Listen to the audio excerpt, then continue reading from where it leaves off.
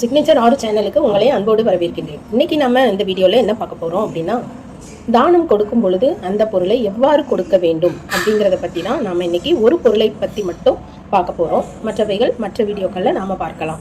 இப்பொழுது தேங்காய் எப்படி கொடுக்க வேண்டும்? தேங்காய் தானம் செய்யும் பொழுது முக்கியமாக தேங்காய் என்பது மிகப்பெரிய விஷயம். தேங்காய் தானம் பண்ணுவதனால் பலவித பிரச்சனைகளிலிருந்து தப்பிப்பதற்கு வழிகள் உண்டு. தேங்காய் தானம் என்றாலே மட்டை தேங்காய் தான் கண்டிப்பாக செய்ய வேண்டும், கொடுக்க வேண்டும் பிறருக்கு தானமாக. அப்படி மட்டை தேங்காய் அவர்களுக்கு ஏற்றுக்கொள்வது கஷ்டமாக இருக்கும் என்றால் நார்மலாக அந்த உரிச்ச தேங்காயை வாங்கி கொடுக்கலாம் தாராளமாக. இன்னும் மேலும் சிறப்பாக இருப்பதற்கு இளநீர் காய்கள் வாங்கி கொடுக்கலாம். இளநீர் கண்டிருந்து வாங்கி நம் கண் முன்னே குடிப்பதற்கு அவர்களுக்கு தாராளமாக கொடுக்கலாம். இது நல்ல சிறப்பான பலன்களை கொடுக்கும். இது என்னைக்கு வேண்டுமானாலும் செய்யலாம். தானம் என்பது எப்பொழுது வேண்டுமானாலும் செய்து கொள்ளலாம். இப்போ தேங்காய் தானம் செய்யும் பொழுது எவ்வாறு செய்ய வேண்டும்? அப்படியே நம்ம முழுமையாக கொடுத்து விடக்கூடாது.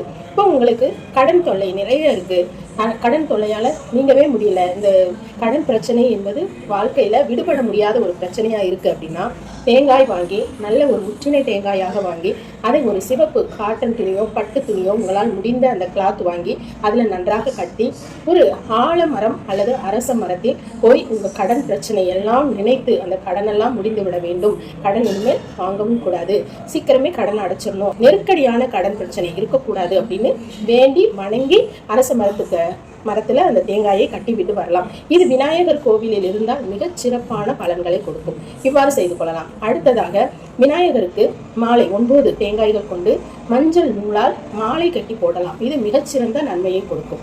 அடுத்ததாக ஒரு தேங்காய் யாருக்காவது தானம் கொடுக்கணும் அப்படின்னு நினைச்சிங்க அப்படின்னா அதில் மஞ்சள் துணி, நீங்கள் ஒரு தேங்காய் தானமாக கொடுக்கும் பொழுது மஞ்சள் பட்டு துணியில் சுற்றி அந்த தேங்காயை தானமாக கொடுக்க வேண்டும்.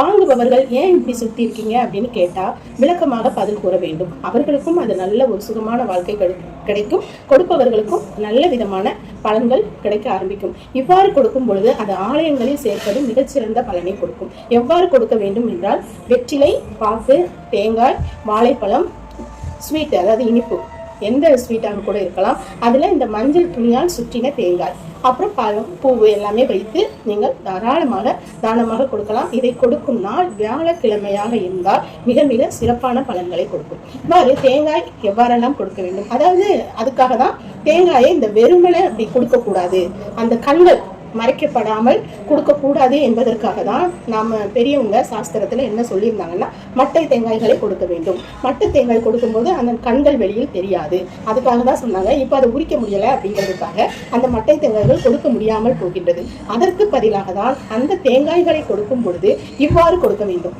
அதாவது மஞ்சள் துணியால் மூடி கொடுக்க வேண்டும். கடன் பிரச்சனை என்றால் சிவப்பு துணியால் மூடி, அந்த துணி பட்டு துணியாக இருந்தால் மிக மிக சிறந்த பலனை கொடுக்கும். இது எத்தனை வாரங்கள், எத்தனை நாட்கள், எத்தனை மாதங்கள் என்றில்லாமல் உங்களது பிரச்சனை தீரும் வரைக்கும் தாராளமாக கொடுத்து கொண்டே வரலாம். இது ஆலயங்களில் சேர்க்கும் பொழுது உங்களுக்கு நல்ல பலனை கொடுக்கும்.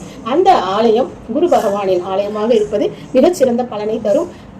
முருகக் கடவுளின் ஆலயமாகவும் இருக்கலாம். இதுவும் மேலும் மேலும் நல்ல சிறப்பான பலன்களை கொடுக்கும். இந்த வீடியோ உங்களுக்கு பிடிச்சிருக்கும் நம்புறேன். இன்னும் ஒரு வீடியோவில் நான் உங்களை சந்திக்கிறேன். தேங்க்யூ.